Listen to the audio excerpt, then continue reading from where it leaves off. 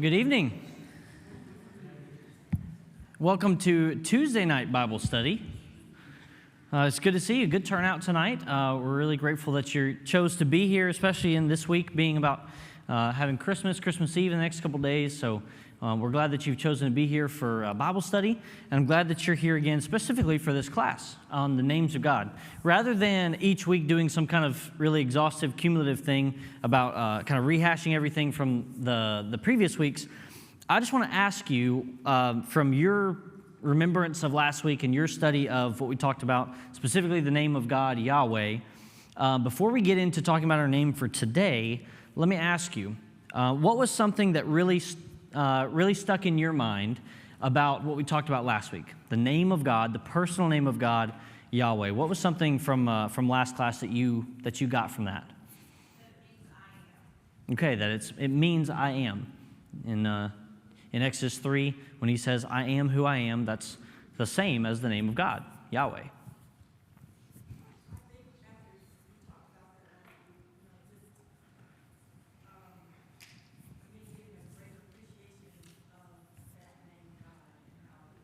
Important to the Jews, the Israelites at that time, that they wouldn't even say his name because they honored him so much. But what I thought about last week, I didn't get a chance to say, is that I made that connection that's why the Jews tried to stone Jesus or wanted to, because he said, I am. Mm-hmm. And that they knew what that meant. Yeah, and all of those statements in the New Testament, that's a really good point. That's a really good connection between the Old Testament and New Testament. All of the I am statements we see, especially in the Gospel of John, the one that they were extremely angry about was when he said, before Abraham was, I am. And he just left it at that. You notice right after that is when they got really angry. So I've actually heard people from other religions say that, we claim that Jesus is God, but Jesus never claimed he was God. They say, oh, well, Jesus never said, I am the God of the heavens, the God of, he never explicitly said that. And I was like, okay, well, then why would the Jews want to stone him when he said, I am? And that's the thing that we got to keep in mind as we talk about all of these names. And again, none of us in here are Hebrew, Greek scholars, so it's a little bit tough, but something we have to keep in mind is, how did the Jews and how did people who spoke Greek when we get into the New Testament, how might they have interpreted or meant these words or these terms? So for a Jewish context, when Jesus says, I am, that was extremely upsetting to people who did not think that he was God, because that was Jesus' way of saying, I am God. That was exactly equivalent to that. So that's a really good point. The origin of Jehovah was pretty interesting, that wasn't something that God ever called himself.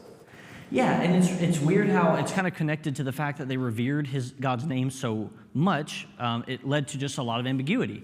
Yeah, knowing that. And the reason I really brought that up is because, like I said at the beginning, there are so many names, and a lot more of them are connected than we realize, and some are just the Greek version of this same Hebrew word, and so they're really the same thing.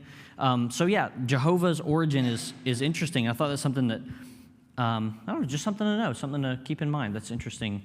I found that cool too. Anything else from last week that really stuck out to you this week that you kept thinking about, or that you wanted to share? Well, I appreciate it. I appreciate all the attention and comments last week as well. This week, I want to start with a story in the book of 1 Kings. Go ahead and turn your Bibles over to 1 Kings chapter 18. We're going to start here and get into our word for today. Our word, our title, our name of God. What is happening in 1 Kings chapter 18, especially in the second half of this chapter?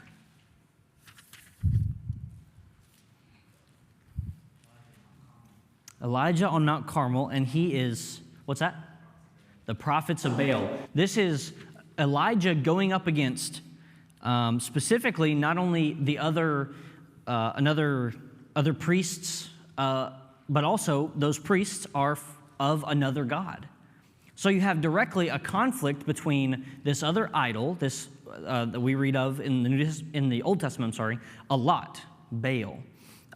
Those priests of Baal are going to directly have a conflict with Elijah and his God. So this is a really interesting moment when it comes to God trying to separate himself and decide and determine and show the people who he really is. We don't have time to read the whole thing, but William, you want to give us kind of just a rundown of this story? Just a quick little summary. Well, the prophets of Baal, there was, just to summarize, that's the best way to summarize it. They were trying to call on their God. They were spending all day crying, wailing, cutting themselves to the point something happened. And nothing happened until Elijah said, he told them to place water around the altar several times. He did this. And he called down fire from heaven. That God came down and lifted up all the water and dried everything up. And he just destroyed all those prophets and took them down to show that they were false. Exactly. God did not have any authority or power whatsoever. He doesn't exist. Right. So not only did it prove that that their God did not have authority or power or was not even real, wasn't willing to listen or act on their behalf, but it showed in contrast that Yahweh, that we talked about last week, that Elijah's God, the one he was talking about, was willing and able to do that. He was going to act on their behalf. So I think this can be summed up really well in two of the verses here in 1 Kings 18. Somebody read for me 1 Kings 18, verse 24. This is the kind of challenge that Elijah gives exactly. So 1 Kings 18, verse 24. You call on the name of your gods, and I will call on the name of the Lord. And when God answers by fire, he is God. So all the people answered and said, it is well spoken. Okay, so they agreed to these terms. They're going to try to see which God is going to bring down fire. It's a really cool picture here. Bring down fire from heaven and answer on which altar is going to be, which God is going to answer on which altar. Okay, somebody read for me. After this has all happened, we kind of know the story. Obviously, we know the prophets of Baal fail. They're really dramatic, and they fail at their attempt. Elijah succeeds. Somebody read verse 39 for me.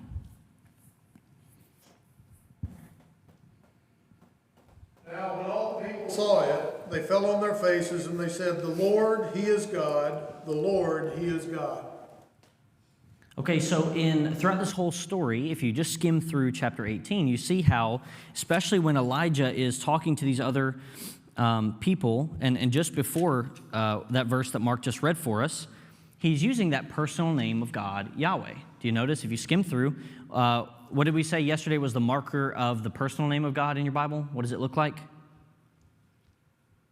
Or last week?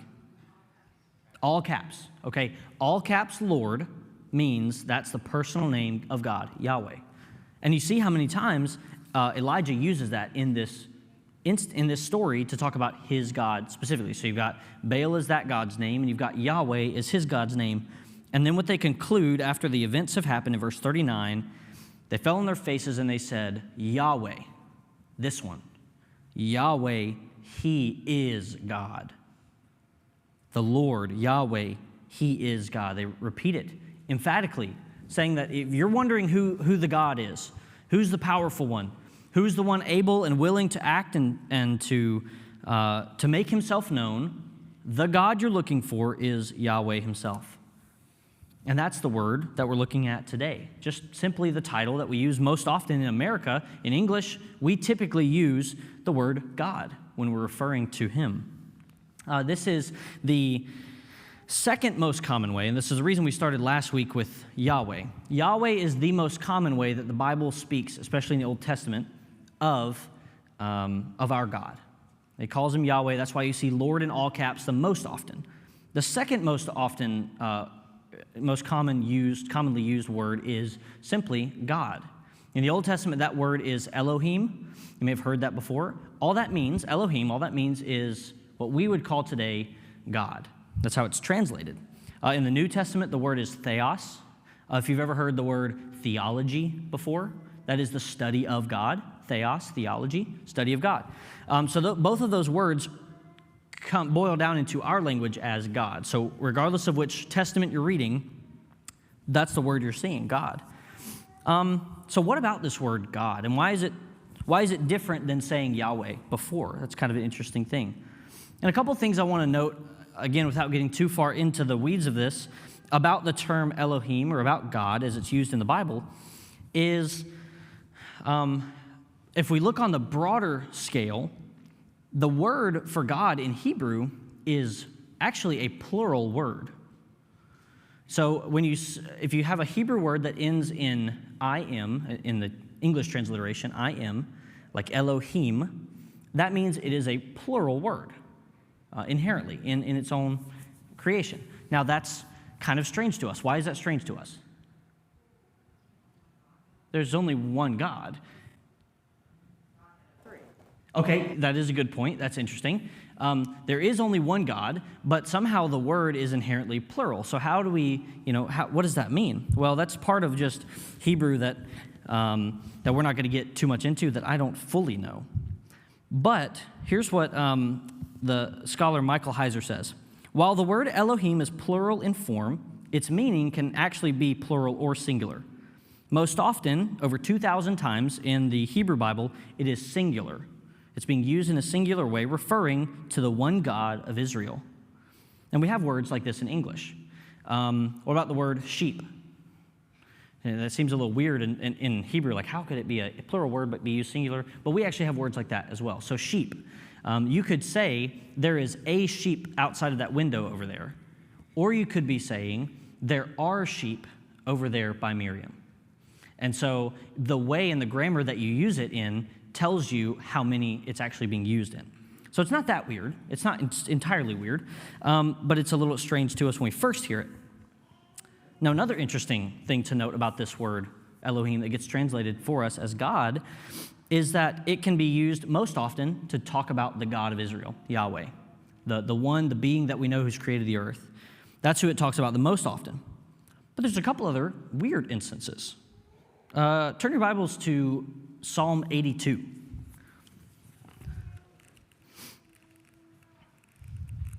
This one tripped me up a little bit reading it the first time. If you go to Psalm 82 and look in verse 1, we notice this, especially the way that the Bible uses this term in Hebrew to be plural or singular.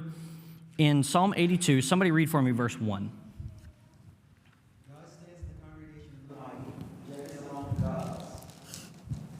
Okay, what translation do you have? Okay, so New King James says he stands in the place of the mighty, and what was the second phrase? He judges among the gods. And in the ESV it says, which many of you may have as well, God has taken his place in the divine council. In the midst of the gods, he holds judgment. Now again, what's interesting is the word for God in the first line and the word for gods in the second line is the exact same word. Same form and everything. It's the same exact word. And so we have to use a little bit of context to see, okay, which one in your Bible, you can probably notice this, which one should be capital and which one should be lowercase. Okay, and that's how we figure out. The reason we know that the writer meant it to be about the God of the universe, the God that we serve, in verse 1 in the first half of it, is that he has taken his place. That's a singular use. Anyway, I say that to say it can get complicated, but what that also tells us is, like we talked about last week, this tells us the importance of recognizing that some words are more about titles or descriptions than they are about character or about personality. Right? We talked about how, like if you were to, especially with me, if you wanted to address me and you wanted to get my attention, what would you say? Logan. You would say, hey, Logan, can you come here? You wouldn't say, if I was trying to get Zach's attention, you wouldn't go, man, come here, because it sounds really weird, especially in English, because man is not, that's a title, that's a description of a thing, that's not their name. So really what the word God is, at its basic sense, Elohim, is a description of God. Now what does it mean? Well, here, God is talking about our God, Yahweh, but it's also talking about the other gods of the other nations, being used with the same word. Now let me blow your mind a little bit more. In Deuteronomy 32, it is used to also talk about demons. If you look in Deuteronomy 32, verse 17, it says that they sacrificed to demons that were not gods. So it's using the same, when it says gods, that's the same word. It's talking about demons. And then a really weird one is when, we actually just covered this a couple weeks ago in Sunday night series that Keaton's been doing in 1 Samuel. 1 Samuel 28 and verse 13, when he goes to the medium of Endor and he's talking to a witch, when she is doing her spell thing and she sees the spirit of the dead Samuel she actually calls Samuel, she says, I see an Elohim. It's like another kind of weird thing. Well, you wouldn't expect Samuel to be called an Elohim in the Bible, a god. And then later it'll be used in a lot of cases, kind of like here, maybe in Psalm 82, depending on how you read it, to be talking maybe about angels. I say all that to say the similarity between all of these things, the one thing they all have in common is they don't exist in this place on earth. So what that means is, really deep down in Hebrew, the word Elohim, God, is talking about things that exist in the heavenly realm. That's why it can use that word to talk about our God, Yahweh. It could also talk about other gods of other nations. It could also use it to talk about Samuel, who is in an other world, not this one, because he's dead and passed on. So really, that's the all the way boiled down. The most basic form of this word could be just about things that don't exist in this world, things that exist in spiritual world. And that's, again, why it's important to know the difference between a name and a title or a description. Because the word Elohim really, at its basis, only tells you where something resides. That's important because we don't want to get confused here when we see the word God, also right next to gods. They are not equal. And just because it calls gods of other nations by the same exact word, that does not mean that they're equal. And that's important to notice. It's important for us to be really careful of. Let's further explain with an example from Exodus chapter 12. This is a really good example of this. If you look in Exodus 12, this is during the actual Exodus, and let me see if I can get there. The Passover is happening in Exodus chapter 12 in verse 12. Somebody read that for us. Exodus 12:12. Land of Egypt that night, and I will strike all the firstborn in the land of Egypt, both man and beast, and on the gods of Egypt I will execute judgments. I am the Lord. Okay, so let me ask you this. How does God execute judgment on the other gods? The gods of the Egyptians, as it's talking about.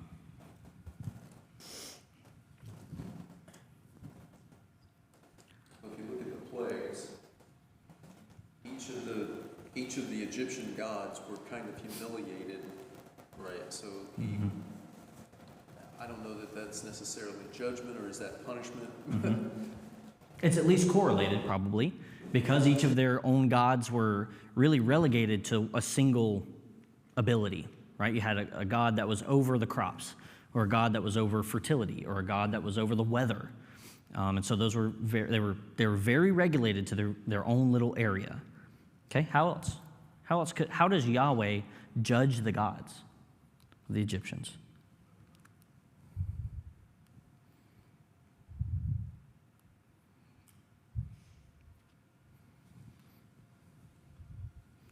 Have you ever seen this picture before?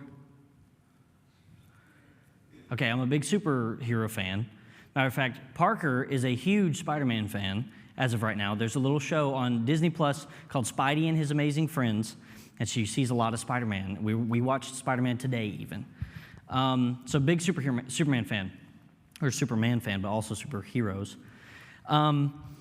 So what's complicated about this thing is if God says, I'm going to judge these other gods, in one sense it's kind of like, well, is he saying that those gods exist and he's going to punish them? But I would say no, absolutely not. God is not saying, the writer here is not saying, just because he says that God can judge other gods does not affirm their existence. It's kind of like this picture right here. In this picture, you can tell in the middle, that's not just another superhero, that's Jesus being depicted here in kind of a comic book style. And Jesus is telling all of these other superheroes who have these cool powers and whose job is to go save the world. The Avengers save the world, right? And Jesus, in this illustration, for the purpose of this argument, Jesus sits in there in the middle of them and says, and that's how I saved the world. Okay, now if you see this picture and I show you this and I'm like, that's pretty cool, right? That's pretty cool of Jesus, to be able to say that's how I really saved the world. Do you think that I actually believe that there's a teenager in Bronx, New York, running around named Peter Parker who is wearing that spider suit and can crawl on walls? He was bitten by a radioactive spider, and he's really smart in mathematics and physics, and he really does save the world. Do you think that I believe that because I showed you this? Okay, no, it's an illustration, right? This is an illustration in a way for me to explain to you that as cool as you think the superheroes are in this picture, the Avengers and all the superheroes you can imagine, as cool as you think they are, I'm not saying I think they're real and they actually literally exist in Bronx, New York, or wherever the Avengers headquarters is. It's an illustration to show you that I think Christ is far more capable and far more powerful than anything they have ever done. That's what that means.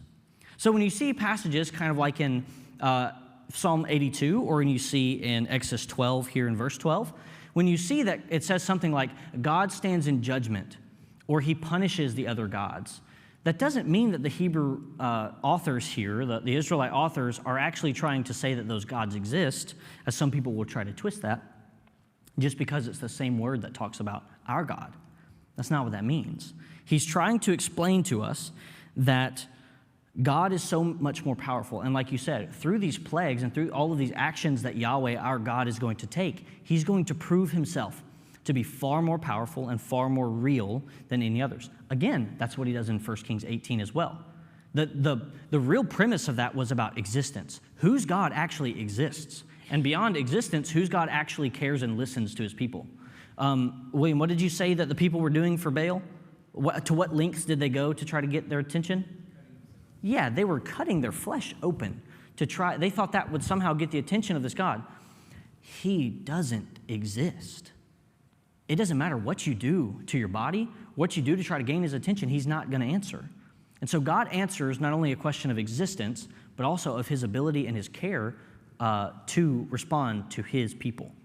And he had a good servant, Elijah, that was willing to call out to him for that proof. So just because the scriptures say something about God judging the other gods, it's a point being made that no matter what the Israelites thought of the existence of these others and all the other nations, that didn't mean they were actually real or actually existed. My favorite example of this is in 1 Samuel 5. Do you remember when the Philistines captured the Ark of the Covenant and brought it into the temple of Dagon? Does somebody remember what happened when they left it there? The next morning, what did they find? Yeah, they found the statue of Dagon had fallen on his face down towards the Ark of the Covenant. Okay, maybe I think the Bible is funnier than other people do. That's kind of hilarious to me. Okay? As much as the Philistines relied, and in their own defense, they kind of felt like they were in a position of victory here, they thought that they had captured the essence of the Israelites. They'd captured their God's power. They had contained them, and the Israelites had no more to do, had no more to hold over their own head. And they wake up in the next morning, and their own God, who they think exists, is bowing down, laying on the ground face first towards the God of Israel, Yahweh. As if that wasn't funny enough, the next morning, they're like, oh, oops, who knocked him over? And they set him back up on his little pedestal. And then they go, okay, we'll go back to sleep and see what happens the next day. The next day, he's fallen down again, and his arms and legs and head are cut off, and he's laying on the ground. What's God trying to say there? God's trying to say, please stop thinking that this thing has any power.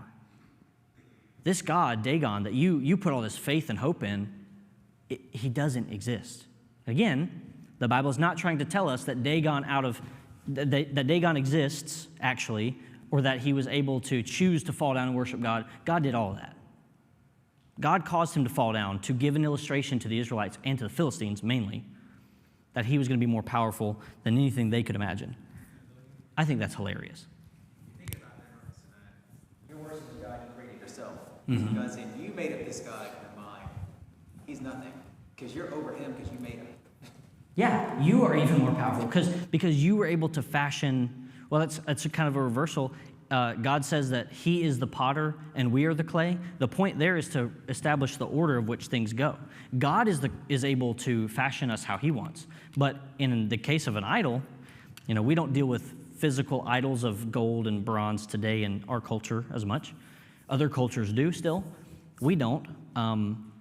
But in their case, they would have been over their own gods because they're the ones fashioning it. That's pretty crazy.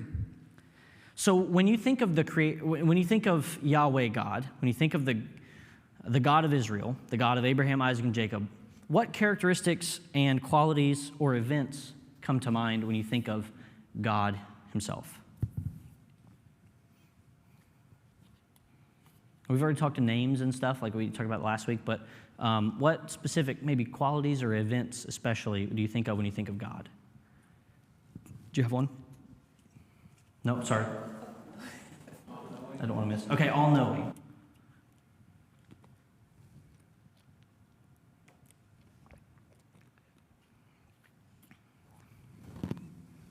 Well, you could put all the omnis together. Yeah, omnipresent. He's all-knowing. He's all everywhere. He's all powerful.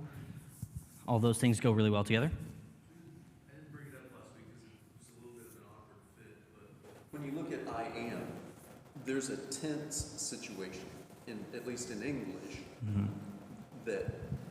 that has a present tense, right? And God is always in the present tense, no matter how far back you go or how far forward you go, right? That's cool. That's different. Yeah. So Jamie said that the word I am, the phrase that is God's name, is inherently in the present tense. And in English, that tells us, what's that? It's timeless. That's a really good way to put it. And yeah, that's what I would say. That tells us God is not bound by the time that we are bound by. We have to speak of things in past, present, future. We have to tell these things in this way because that's weird about time. I can't wrap my head around all that. But that's the point. God exists outside of time. He always is. Yeah, that's cool. One thing I think of, I started my my 2026 reading through the Bible. I'm trying to do it in a chronological Bible this coming year. I think that'll be a really cool way to read Scripture in a way I've never done it before. So it's going to be everything like in order. So I started it early because I know if I miss something, I'll have like a buffer day that I can kind of build back into it. So I started in Genesis chapter 1. Turn your Bible into Genesis chapter 1. When I was reading this yesterday,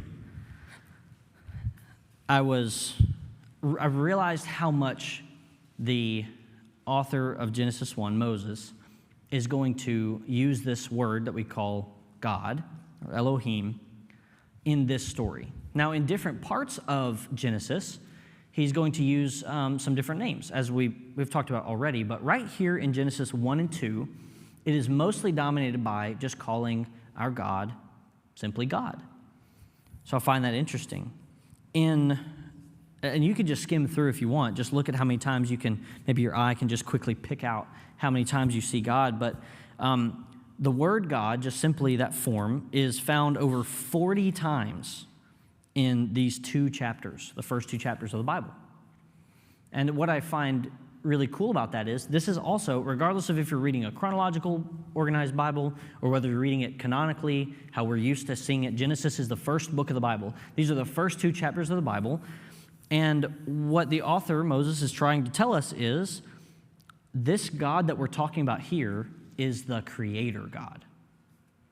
Okay, again, remember about all the other gods in the nations, Baal and Dagon and Molech and all of these others, they all were very contained to their one little area that they could have power over. But what the biblical writer here is telling us is that this God that we're talking about in this whole book is talking specifically about the creator of the universe. Everything you see. We're not just talking about the weather patterns. He's not just in control of fertility or over the crops. He created everything you see and can imagine. And that's one of the reasons, one of them, because there's so many, it's one of the reasons he's a different kind of God. And here, not only in the first two chapters, but in the first verse, the first thing that the Bible wants you to know about this God is, in the beginning, before anything was or whatever be, God created the heavens and the earth.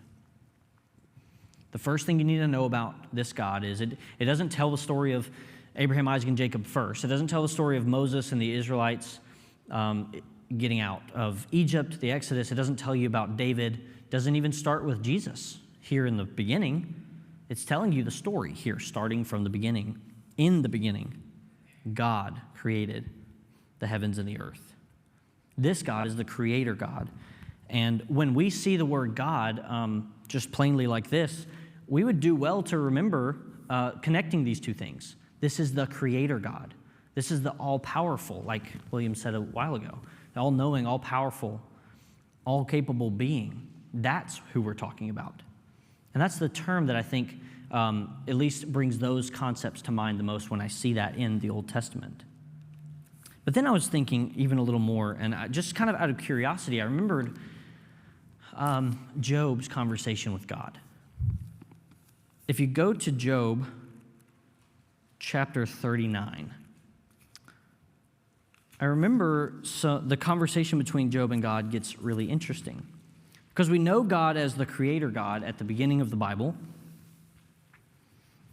And Job, in his conversation and his confusion and his questioning back and forth with God, actually, I'm sorry, starting verse 30, or chapter 38, not 39. It says that the Lord answered Job out of a whirlwind and started speaking. And this also, interestingly, keep in mind that Job probably, if I'm not mistaken, took place before the flood, long time ago. And this is Job's conversation with God. And he gets the privilege of talking to this creator God. And that's actually what God is going to explain to him in his conversation. Part of Job's difficulty here is he's lost so much. He's got an emotional pain that's weighing on him of all the loss that he's experienced in his life. He's lost relationships and property and everything he's ever built up. He's losing friends in a sense. And the way that God answers him is about God's telling him about the things that he's created. This is kind of cool. I want to take just a minute or two to just, everybody, let's look over chapters 38, 39, 40. Just skim it, pick a spot if you want. Just read a couple verses. And after we've all read for just a minute, I want to get you to kind of tell me which of these verses and things about God that he's explaining to Job, which of these stick out to you and which seem to be the most important about God and his relationship to his creation. So let's take a minute or two, just read over chapters 38 through 41 and see what God says about his creation.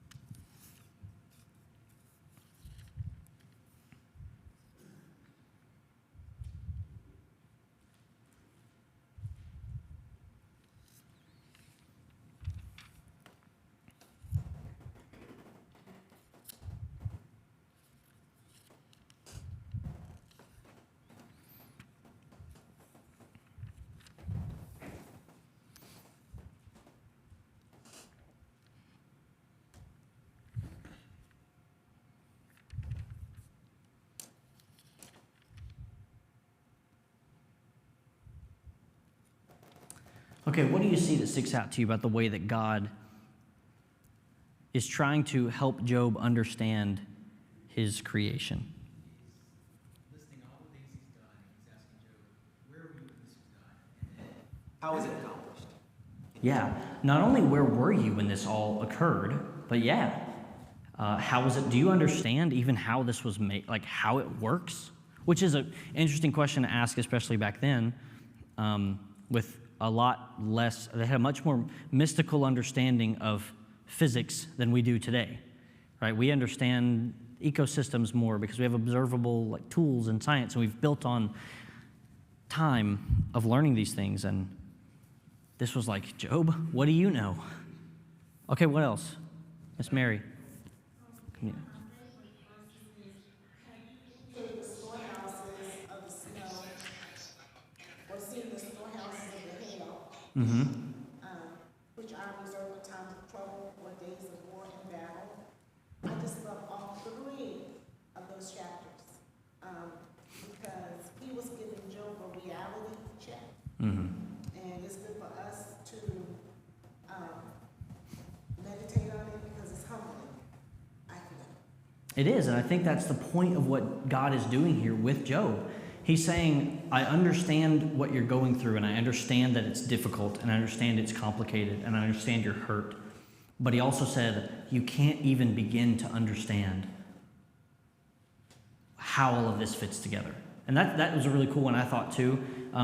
Yeah, because, like, where does the snow come from? Where does the rain come from? Where do those things, where are they stored? Yeah, just random questions that you're like, oh, I hadn't thought about. That's like a question a 3-year-old would ask. Where does so-and-so come from?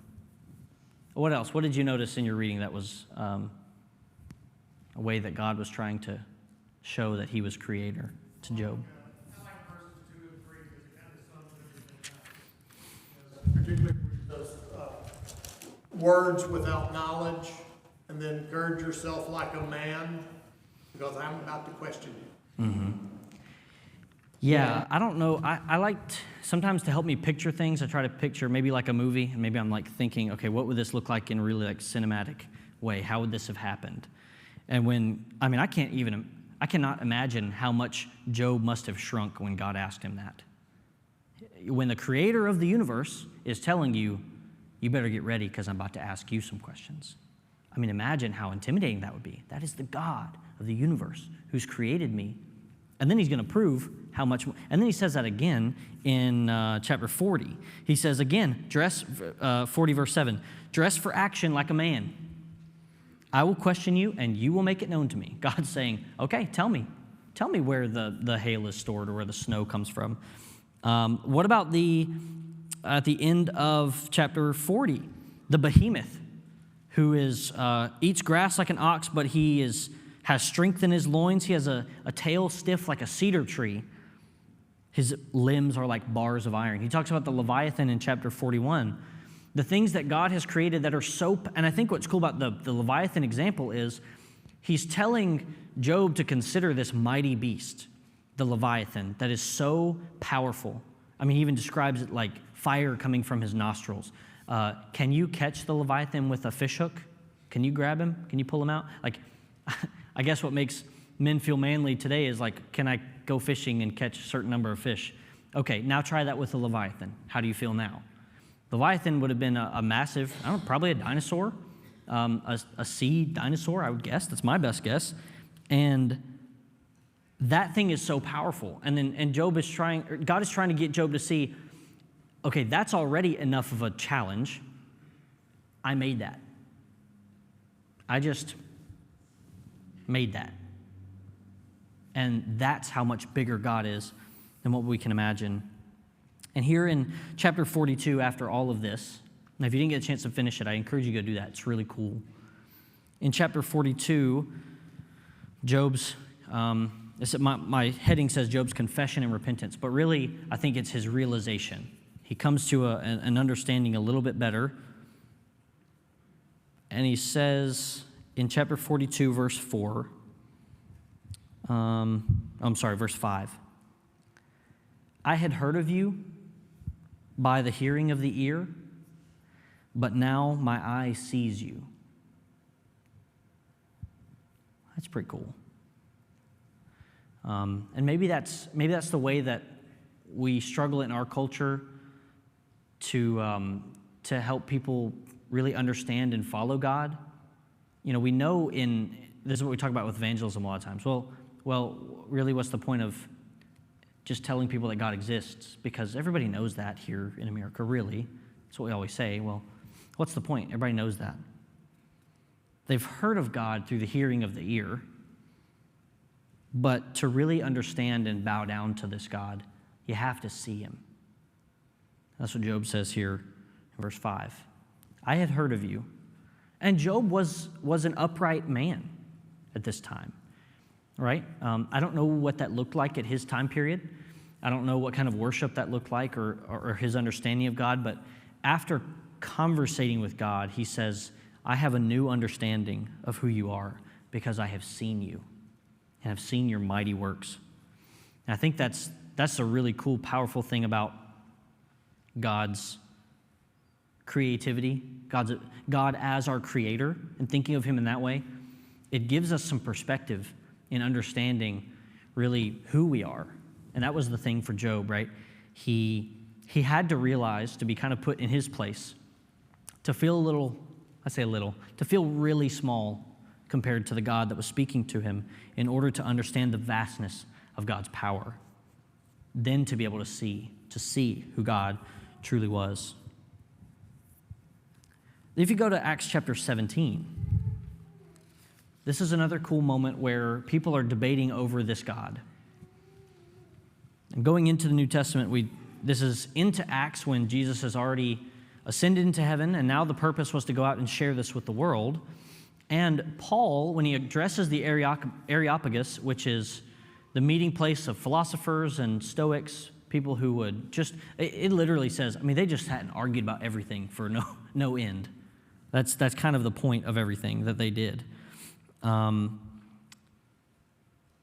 Then, when Paul stands to address them, what he tells them about is about God as creator. That's how he explains this God. They had a statue, it says in verse 23, to the unknown God. And that was, I guess, probably their placeholder to just say, anything else we forgot. But what Paul takes the opportunity to do is when he's talking to people who haven't seen who Yahweh, who God really is, what he says is, in verse 23, what therefore you worship as unknown, this is what I'm going to proclaim to you. Verse 24, the God who made the world and everything in it is the Lord of heaven and earth, and he doesn't live in temples made by man, nor is he served by human hands as though he needed anything, since he himself gives life to all mankind and breath and everything. And he goes on to say, God is where the entire nations come from. From one man that God created is where everyone else came from. And you should seek him. This is what he says in verse 27. He has created this world so that you should seek him. And perhaps you may find your way toward him and find him. Because he's actually, verse 27, he's actually not far from each of us.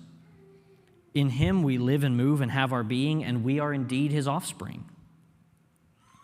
So I find it cool that in Paul's description and trying to explain who this God is that they don't fully understand and that they're searching for in a lot of the wrong ways, the way that he tried to appeal to them was to explain this creator God and how that puts God in a category all by himself. No other God can touch him. He judges the other gods. They don't exist. They have no way to compare to him. But that's how Paul found that to be important to teach them, was through his creator, his creativity. Okay, last thing, in 1 Corinthians 8, I want to read this verse together. In 1 Corinthians 8, verses 5 and 6, this is where Paul is again speaking about this problem of idols. So in Corinth, some didn't want to eat meat offered to idols because they thought that it tainted it and it wasn't holy and good anymore. And some said it didn't matter because those gods didn't exist.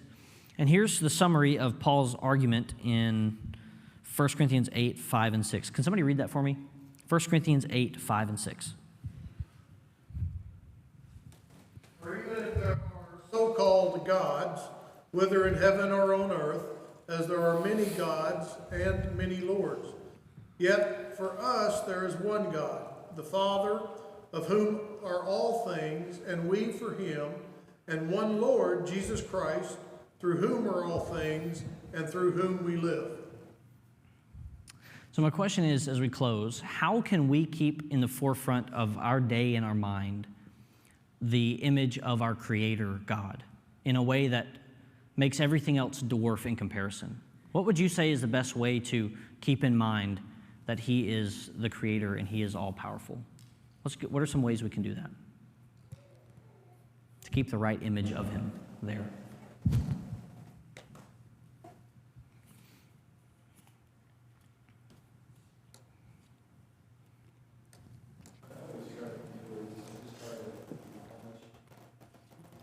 Everything that I have, everything I receive, everything comes from God.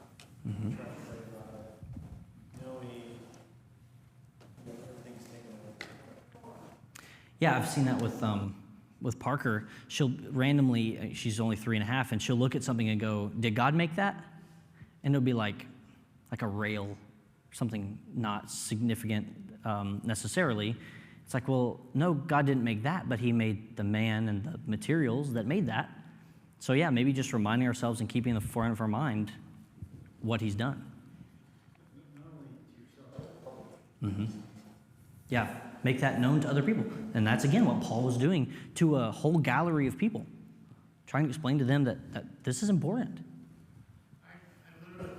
When we talked about Job, chapter 38 earlier, that's one of my favorite scriptures in the whole Bible is, I try to put myself in Job's shoes, if you will.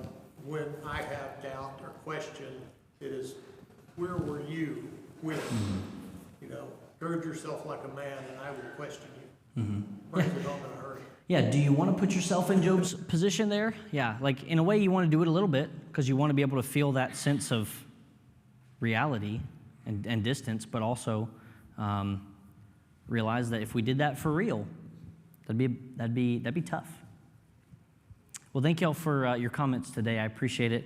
I hope you all will have our devotional in just a minute, and I hope you all have a good rest of your week.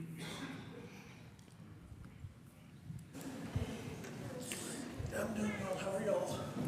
Came in late. I was Oh, you're actually good. teaching tonight, but nobody showed up. So I was like, well, let me go up there and get a little bit of Which class less.